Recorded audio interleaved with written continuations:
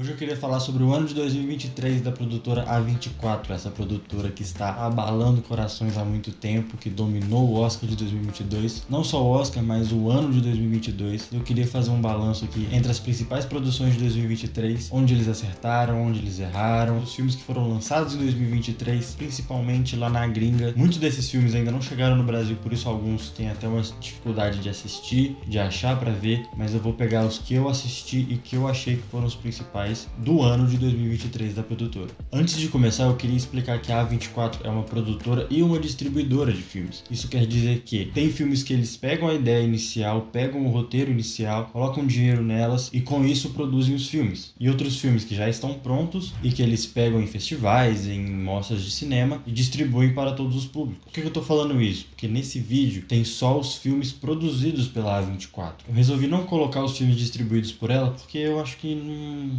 não ia casar bem com a ideia do que eu queria fazer de vídeo. Obviamente não vai ter todos, porque eu não tive a oportunidade de ver todos. E os que eu tive a oportunidade de ver, eu peguei os melhores, ou os piores, ou os mais polêmicos e trouxe para esse vídeo. Contextualizando aqui um pouco sobre a A24, para quem não conhece muito, para quem não tá muito dentro do mundo audiovisual, para quem não conhece muito dos bastidores de Hollywood, se você chegar nos últimos 10 anos não, acho que nos últimos 5 anos, com certeza, você vai sempre achar na lista dos melhores 2 filmes da A24. Como, por exemplo, Moonlight, Tudo em Todo Lugar ao Mesmo Tempo, que passou o caminhão no Oscar de 2022, ou como Hereditário, Midsommar, muitos outros filmes que são maravilhosos, que desafiam todas as regras, entre aspas, que Hollywood tem de como se fazer um filme, de como se fazer um filme, principalmente numa visão mercadológica. E tá aí o grande diferencial da A24. Porque a A24 ela trabalha num sistema de quase liberdade total para os diretores e produtores fazerem o que eles quiserem com as obras. Eles geralmente não impõem regras ou limitam a criatividade de seus contratantes. Acho que é por isso que tem tantas narrativas malucas e controversas e diferentes. Eu acho que a melhor palavra é diferente para definir os filmes da A24, porque são coisas que a gente não vê há muito tempo. A gente via um pouco disso nos anos 90, mas que não ganhou tanta força como ganhou com a A24 nos anos 2010 pra cá. Um exemplo disso é Tudo em Todo Lugar ao Mesmo Tempo. É um filme maluquíssimo, é um filme incrível, é um filme que é uma obra de arte, na minha opinião. Pra mim é uma masterpiece da edição, assim, como editor é um deleite pros meus olhos assistir um filme assim. E pra começar, eu queria falar sobre Bo Tem Medo. Help me, help me.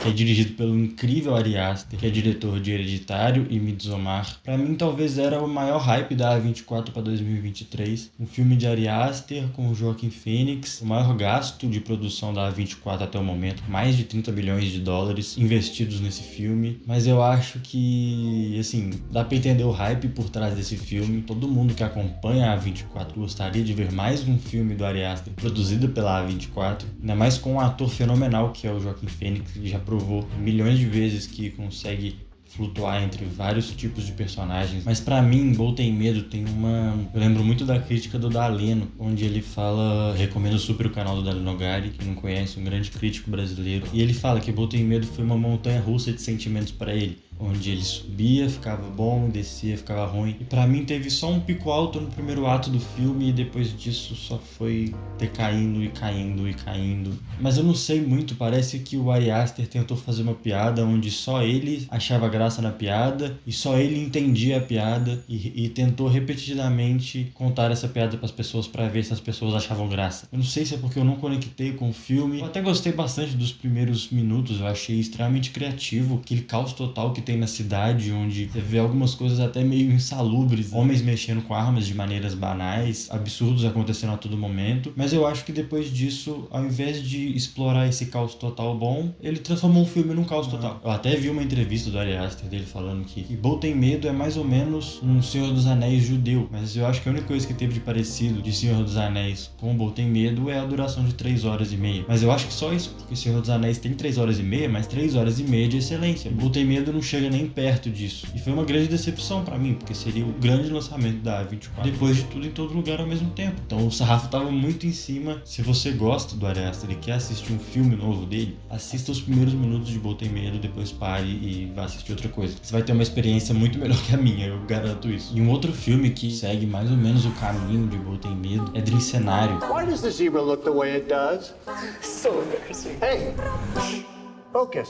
Porque Drincenário pra mim foi a mesma coisa, só que um pouco melhor. Por ser uma produção da A24, junto com um ator como Nicolas Cage, eu pensei, Brendan Fraser, é isso que vai acontecer. Mais uma vez, a A24 vai ressuscitar um ator que estava em decadência e vai ser um grande filme. Eu sei que tem muita gente que não gostou de A Baleia, mas eu gostei até, eu achei um filme bem interessante, assim. Mas em Drincenário, eu acredito que aconteceu a mesma coisa que aconteceu em Boa Tem Medo. Um início muito bom, um início que eu tava me divertindo muito com essa ideia de um homem desconhecido, apático, que de um dia pro outro começa a aparecer no sonho de todas as pessoas, e dos mais diversos sonhos, de sonhos incríveis e lindos a pesadelos terríveis. E eu tava achando super interessante o tom da comédia que o Christopher Borgli, que é o diretor de Drincenário, tava colocando no filme, essa comédia mais ácida, mais vergonha alheia, muito parecido com o tom que ele usou em Sick of Myself, que também é da A24, outra produção dessa parceria, mas que em Drincenário eu acho que se perdeu um pouco nessa narrativa que abre tantos caminhos, os caminhos dos sonhos. Diferente de Boa Tem Medo, em Drincenário sim eu tive essa experiência de montanha-russa. Nos primeiros 30 minutos de filme eu tava me divertindo, eu tava lá em cima e depois caiu, e depois subiu, e depois caiu de novo. Mas eu acho que todas as vezes que eu gostava muito desse filme era quando o filme voltava para o núcleo inicial, que era o núcleo que eles fizeram tão bem nos primeiros minutos do filme. Mas eu acho que depois disso ficou bobo, sem dar muito spoilers, mas acontece duas coisas no filme que eu acho que transformaram ele num filmezinho de sessão da tarde. Mas assim, como destaque meu, eu acredito que o Nicolas Cage tenha feito uma das grandes atuações da carreira dele. Eu sei que não é muito difícil dele fazer isso, mas acho que desde Pig ele não tinha trazido uma atuação tão boa e tão convincente como ele teve agora. Mas assim, como eu falei de dois filmes medianos pra baixo da 24, vamos falar de filme bom mesmo. Começando com Priscila.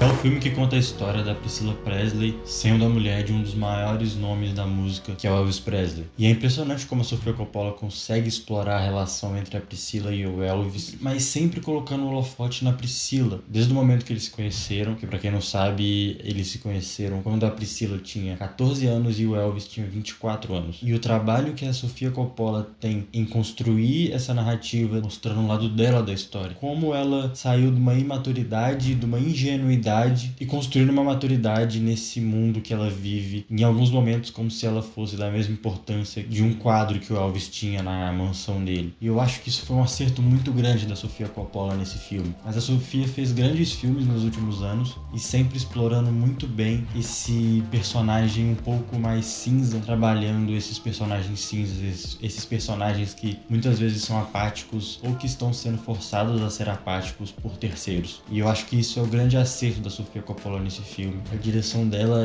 é sutil, sabe? É no detalhe que você consegue perceber o quão bom foi essa direção da Sofia. Ajudada muito pelas atuações, que eu acho que é o ponto alto desse filme. O que a Kylie e o Jacob Elord fazem nesse filme é loucura, assim. Principalmente na Kylie. Eu acredito que a Kylie, ela toma de assalto qualquer outra atuação desse filme, mas o Jacob Elord, ele é uma surpresa tão grande nesse filme como Elvis, que ele quase rouba a cena da Kylie, mas pra mim o destaque é todo dela. É impressionante como você consegue ver o amadurecimento do personagem num simples olhar dela. Ela sai de uma garota rebelde que quer conhecer o mundo e grandes aventuras pra uma Priscilla Presley extremamente madura a partir do segundo ato. Foi uma das grandes atuações do ano, com certeza, que é uma carta de entrada assim pra uma carreira brilhante no futuro. Igual do Jacob também, eu acredito que ele também tenha se mostrado, principalmente nesse ano de 2023, como um grande ator, se você pensar que ele veio de Riverdale, né? E entregou entregou 2 atuações tão incríveis como foi a dele em Saltburn e agora em Priscilla. Mas eu falei um pouco mais cedo como Jacob quase roubou a cena da Kylie, e muito isso por causa da edição do filme, que é pra mim o grande ponto baixo do filme. A gente que é editor, a gente consegue ver com uma facilidade maior quando uma edição atrapalha a direção. E nesse filme tá muito claro como a Sofia Coppola sempre visava um caminho e em muitos momentos a edição ia para um caminho completamente diferente, dando foco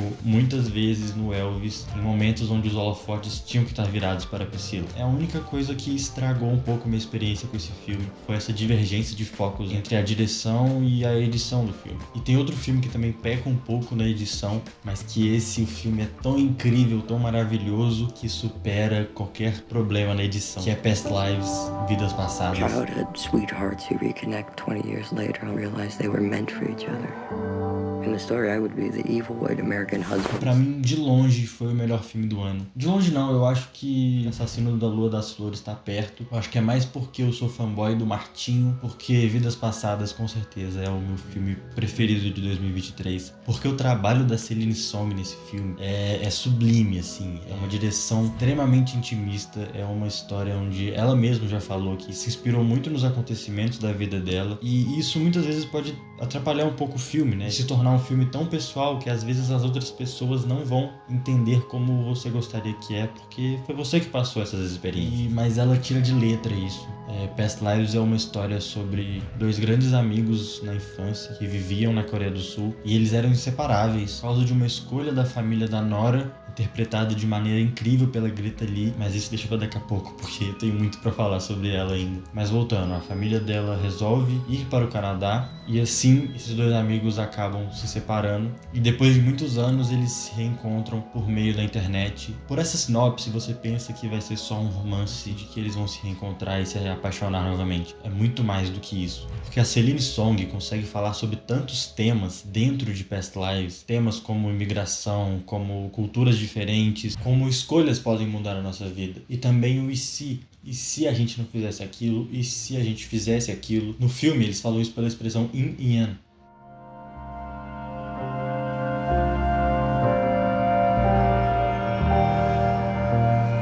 There's a word in Korean, inyeon. It means providence or fate, but it's specifically about relationships between people. It's an inyeon if 2 strangers even walk by each other in the street and their clothes accidentally brush, because it means there must have been something between them in their past lives.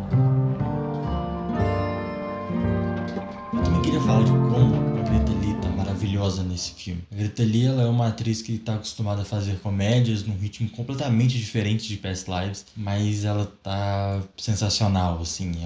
É uma das melhores atuações que eu vi em 2023. Em muitos momentos do filme você não sabe muito o que tá acontecendo, você não sabe se a relação do marido com a Nora é tão profunda quanto o sentimento que a Nora tem com o Han Swang. Tá interpretado também de maneira maravilhosa pelo ator, que eu não sei falar o nome, mas eu vou estar colocando aqui. E nesses momentos onde eu não estava sabendo o que realmente estava acontecendo na cena, eu prestava atenção na Greta Lee e ela conseguia demonstrar exatamente o sentimento. Você percebe em cada sorriso dela, em cada olhar dela, em cada toque que ela faz. Mas contudo, tem a edição do filme, que aí tem alguns problemas. Eu acredito que em muitos momentos ela não é coerente com o que ela mesma propôs, que é esse lapso temporal onde você vê a vida deles adulto e em explicações e volta para o tempo de onde eles eram crianças, ou também quando fazem paralelos entre a vida da Nora e do Han Swang, e isso a partir do segundo ato se perde e eles não usam mais, e aí não fica tão coerente com as aberturas que eles tiveram no primeiro ato. Mas esse eu acho que é o único problema realmente que eu notei, porque eu assisti 2 vezes, porque a primeira vez eu não consegui ver defeitos, porque eu só tava muito imerso na história. Aí na segunda vez eu assisti, aí eu consegui perceber essa questão da edição que realmente dá uma atrapalhada no filme. Acho que o filme não é nota 10 por causa disso, mas com certeza uma nota 9. E por tudo isso que eu falei, eu acredito que a A24 ainda esteja com um saldo positivo em 2023. Eu acho que não é o melhor ano da produtora, com certeza, como foi 2022 ou em 2016, que eles tiveram Moonlight, que já é melhor do que todos esses filmes que eu citei. Mas com certeza é um saldo positivaço, porque tem filmes incríveis. Tem outros filmes que eu não citei aqui, como Close, que é um filme belga que também é maravilhoso. Eu tive a oportunidade de ver na MUBI, sem contar nos filmes que eu ainda não vi, mas que todas as pessoas que eu conheço que assistiram falam bem deles. Todo o movimento que tem na indústria por esses filmes é sempre muito positivo, como por exemplo Zona de Interesse, que todo mundo fala que é um filmaço e eu não tive a oportunidade de ver ainda, mas eu acho que em 2024 vai ser um ano com um saldo até um pouco mais positivo do que em 2023, porque pelas notícias já confirmadas que a gente vai ter Civil War agora no primeiro semestre, O Problemista agora em março, Love Lies and Blindness também em março, que eu acho que vai ser um dos grandes potenciais nesse início de ano, junto com outras estreias como Hazbin Hotel, que eu ainda não terminei, tô